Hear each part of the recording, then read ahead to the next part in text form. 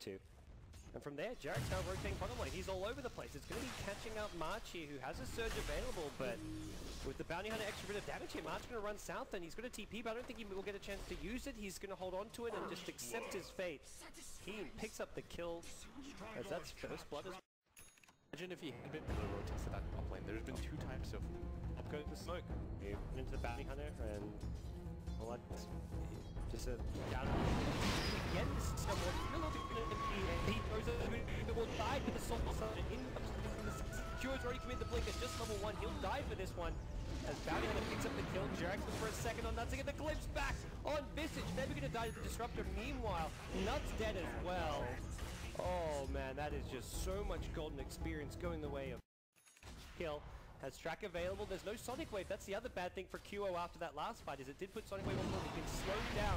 Turn Dragon Slave stun as well. MP will get the kill for Jarex, but did pay for it with his life. Meanwhile, Jarex is not going to walk. Go kill MP. Suicide got the Bounty Hunter. Now they're going to go into Nut. There it's Nuts versus Sunbeam. Zombies out a little bit.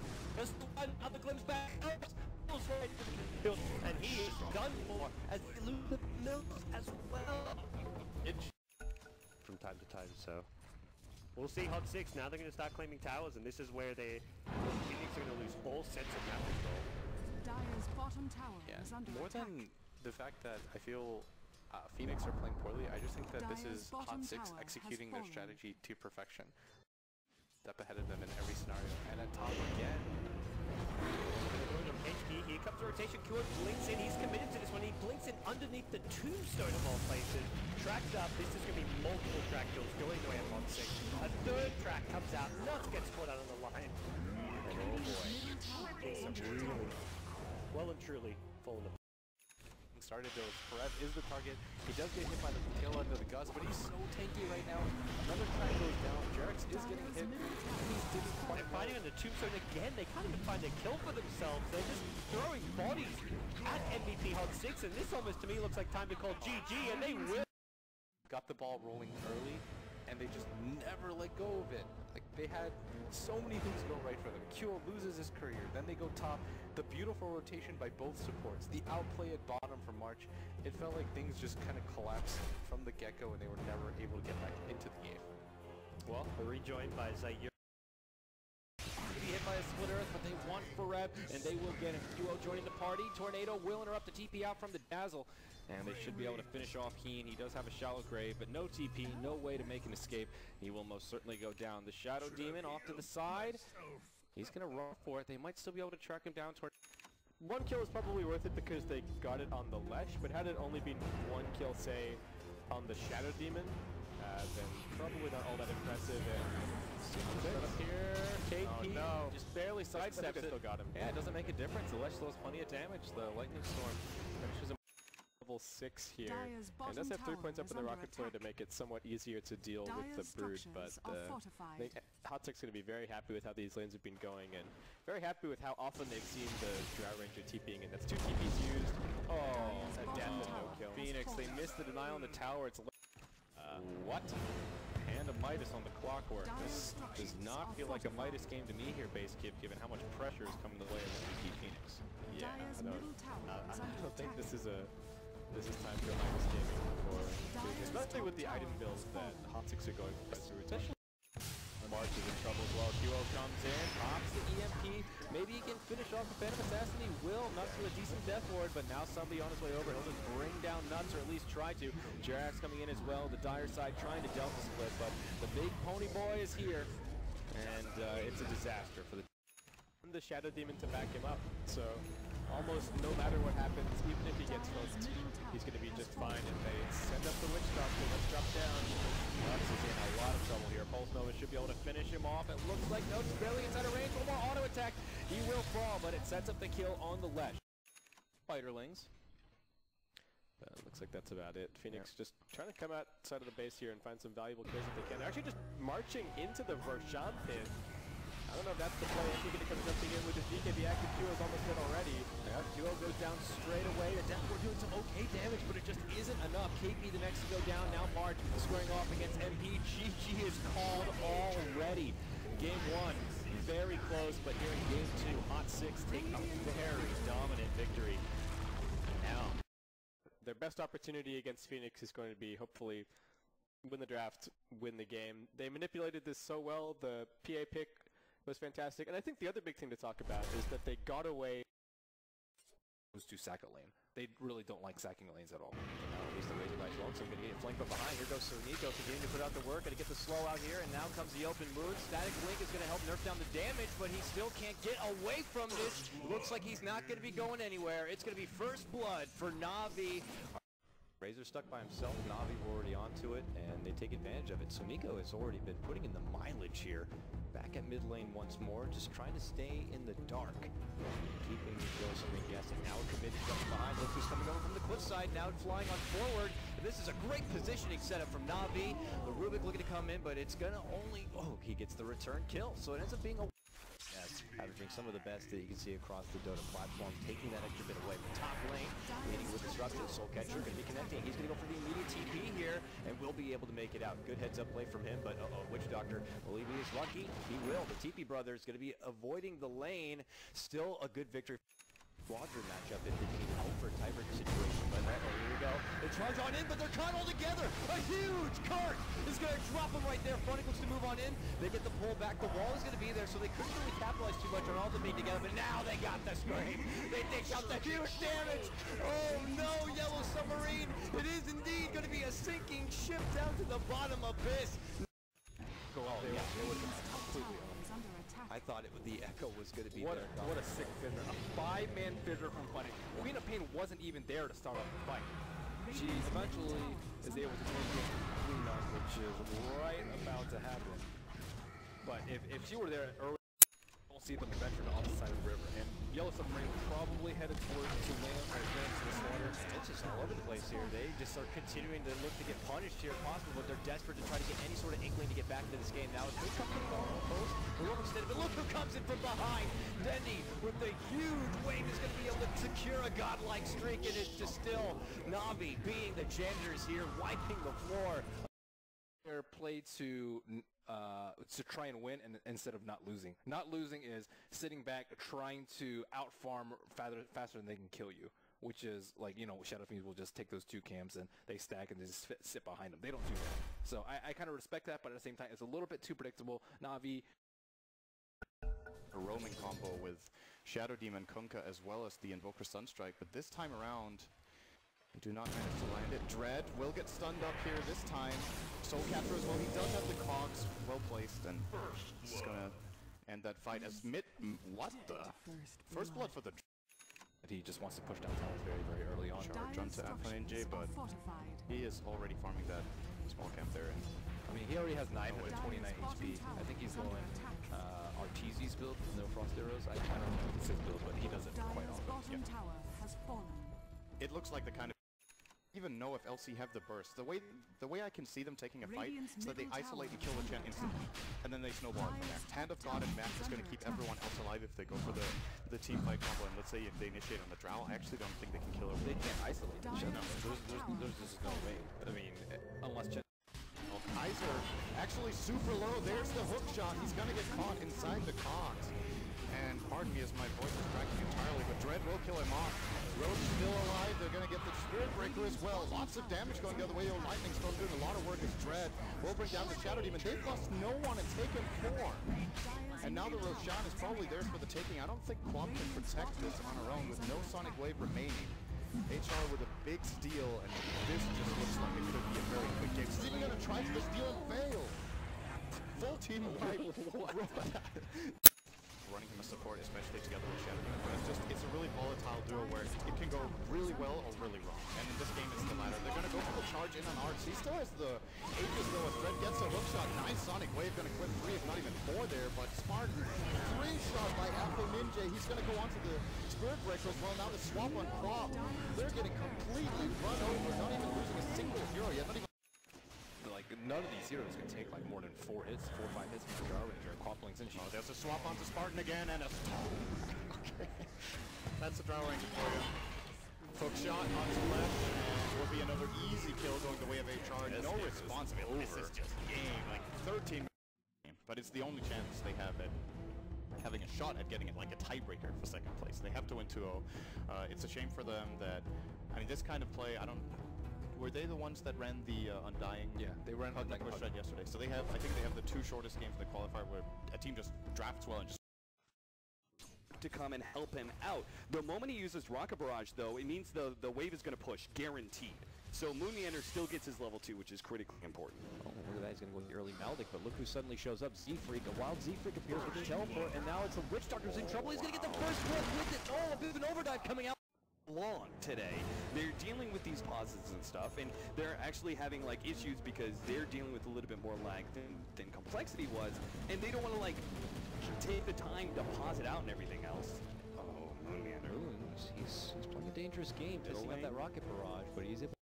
The attack animation might be a bit different. I wonder if it's easier or harder to go on the stage. Look at that top lane, though. Save it. Yeah, they're going to be diving for the Coddle. Coddle, he has no real defensive tools this early on in the game, so he just tries to juke through the trees. And this goes right for the tombstone. Able to get down. Last has come out. Not going to be connected on anyone here, but here comes Spearfinger. This is the better target for him. Can they finish him off? Z-Freak looks to come unhelped, but they are able to finish off Ziz on his... Alexi need to consider pushing back, but look who's coming in from the south side. It's Ziz. They don't want to Chad. Chad's been a little bit of charges coming from the Swift. They've already got Chad down. Now, running away. Weakened Rudy. Can he make it out from this wall? Oh, bloodshed all over the place here. Ziz with cover now. Ziz is in trouble. He goes down. Follow-up kill on the Swindle, but it's going to be a 3 for 3. You can't get away from those heroes, at least not too easily. Just trying to center up on a quick on Ziz here. If he managed to lead with the split earth, he could burst him down, but oh, he does get it. He will be able to burst him. It looked like Ziz doppelganger away essentially, but Ush is going to try and chase him while Z-Freak actually hard to afford for Korok. Korok going to be eating that Supernova, but he's able to move on in. They get the kill on the Swindle, it looks like. But here comes the return fire. The Supernova angle would be popped. Oh no, no! The last second is able to get out, and that means he can escape with the Icarus dive. Steps back, big beam. Gets a triple kill for Moon. But here comes Fog to the return. Tombstone, and he is trying to hightail it out, hiding in the trees. There's nowhere to hide when we break down those trees, but here comes help in the form of MSS, charging on in, but it's not enough to save him. Fog, double Sprout going to be caught between him and Korok. The A going to be unleashed here. Rush ends up going down, same with Fog, and now Korok going to be dropped. MSS in trouble, he's gone down. I think this might be quickly over, Cap. This is looking like a quick drafting, and then they've got just such a long day that they had, and all the pauses and lagging and everything else, man. It's just everything was set against North American Rejects that I just don't know how they could have won. But Complexity looking as crisp and as clean as humanly possible. And they're going to jump right on him, trying to follow it up. Glimpse. Beautiful fissure. And that might be enough to save Black, and it will be. He's got a hook to throw. And is he going to go fishing? Get out of the way, way two! And, oh, got him! First blood drawn for Pylai Die. 35 kills. Woo, baby! I'm awesome, right? No. Nobody's trying. It's okay. They're putting on a show for us. Black needs to start hitting some hooks, though. I've yet to see. There it is. The summary of the game. There. Black still has yet to hit that gosh darn.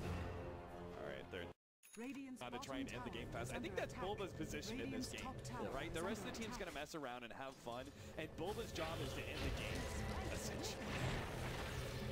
Well, they need to figure something out, because, oh, nice hook Black. Radiant's top tower Black is has fallen. really not as Twilight dive. Not so much. Dismember. And there's going to be a good Echo Slam. As that's a 2 for 2 exchange. Make it 2 for 3 as Breeding. Give a parting gift, but we'll end up dropping as well. And Black, where's the value level in Flesh Heap? This guy has so much strength built up. He's part of, he's 7-0 and 6. yes, This is going to be a very tanky Pudge once he does get Flesh Heap. so far he just continues to farm. That's what he does. He's quite good at it. Can't that hooks go through zombies. It's just impossible to play Pudge anywhere near an Undying. Oh yeah. He could be in a game next to yours, not even in your game, just a game next to yours, and it's impossible. Fox doesn't go through. No. Exactly. So I mean, it's just a counter pick. For those of you guys who I think they switched. obviously see what's happening. Black. Scrolling greedy.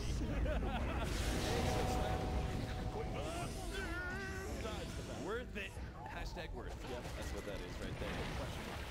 Lured him into the fountain. They finally call it. Radiant's middle tower The is full under GG, attack. it's the GG, and then you cancel the GG call. Got him. How many stacks? Oh, that's it. Let's see how many stacks on Black. Traveling, so I didn't get to watch. Unknown as much as I would have liked.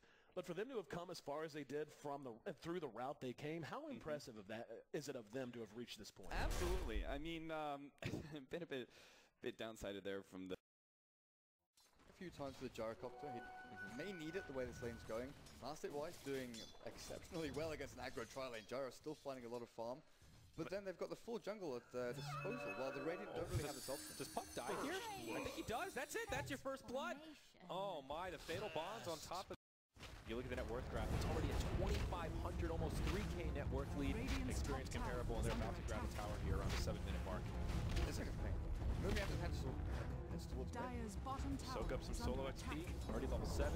Radiant's top tower has They're fallen. just like, hey guys, I'm getting slowed here. That's the first shot, but not through the first. It's actually four. But everybody just get out drag. Big old Epicenter for Bronx and Polo Jar. Actually got me caught into the sonic wave after a evil. One after another, surely to fall. The zombies punching away. And two go down to Zeebrix and die. Too much damage. Epicenter was good enough to bring down Lumiere, and he barely survived. He sits at the bottom, now they're ready to re-engage. The Lion gets killed. It's a 3 for 0. Infinity drops the Dream Coil.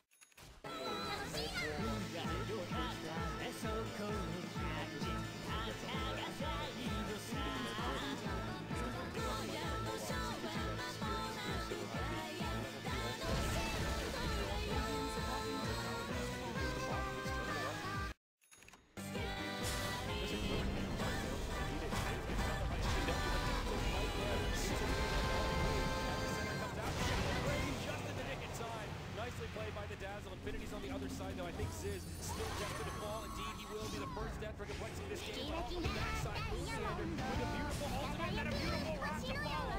Shot goes down, as does the Lion. Double kill from Ruin and Infinity. His face looks to be... Look at the fucking sanctions to maybe try and take one of the cores, but MJW at bot lane. They've got the vision from the weave, and I think he's certainly dead. All that reliable gold is just slowed down that much more. He doesn't have a TP score, but there's no way he's getting that one off. Fly will hop in and just finish him off with a shallow. We talked about complexity really beating this series if they go too well. Pretty much secured the first slot after that. Part of that was not with game 2. That was the most one-sided game I think I've seen so far. I've definitely seen more one-sided games than that ever. Down very, very low. At the same time, Juggernaut's not too healthy. And it's going to be the mid lane, which potentially could be the first blood. CTY already going to start with that overload slow. Lanham coming up behind him. Telepiece to pick up and throw back. Within range for the cold feed as well. And there it is. That will be the first kill, as we'll see it frame by frame. I feel like he should have just used that and dealt whatever damage he could, but maybe wants to keep it for later in case there was a rotation for the tower. And They're letting it go. yep. They're not going to contest with the T1 tower. And Leica's getting so much money. Like, he's already got 38 CS on the save plane. Now he's going to destroy the top tower. CDEC now try and find these easier kills, which are just sitting on the lanes, which are the under-leveled supports. Yeah. That's another good thing about the Storm leaving, or not a good thing about being in the jungle, is that they can't really gank kills. So if they would have found him, that wouldn't have happened. DDC, however, should be an easy kill. Nice Shadow Raise. Emphasis. Into aggressive, that healing was obviously not going to help him when he's affected by Ice Blast, and Storm in deep into the Omni Slash, and Storm's got enough man to ball lining himself away as RTK getting charged. CTY, enough man to jump up high, he has that. He still had the Aegis the Immortal, which means he's just leaving RTK to die behind the Tier 1 tower. They tried to force it. Well, let me just read this essay. Oh, okay. Terrific. So dependent on your angle and your distance, it will form a sphere with a radius of X. See, if anyone ever said that algebra wasn't required. Chicky back on the tower, and Witchblock with the Death Ward is down, but the damage looks to be very, very minimal at the moment. The Juggernaut will get the Omni Slash off, chasing after Lanham. Actually, that's Lanham spinning in the trees. The Rubik still in the spin. It's a 1-for-1 trade-off, and aggressive. He'll end up dropping down. CTY is still up and running, and they're going to bring down the Earthshaker. That was one remaining Echo Slam. Which Oh, nice double flip. Oh, but I miss. Radiant's top barracks are under attack. Radiant's top barracks. Over here now. Okay, so they lost. Radiant's middle tower is under attack. Lost the SF, they lost everything. Okay, they're all dead. GG. Game was good. Game was golden.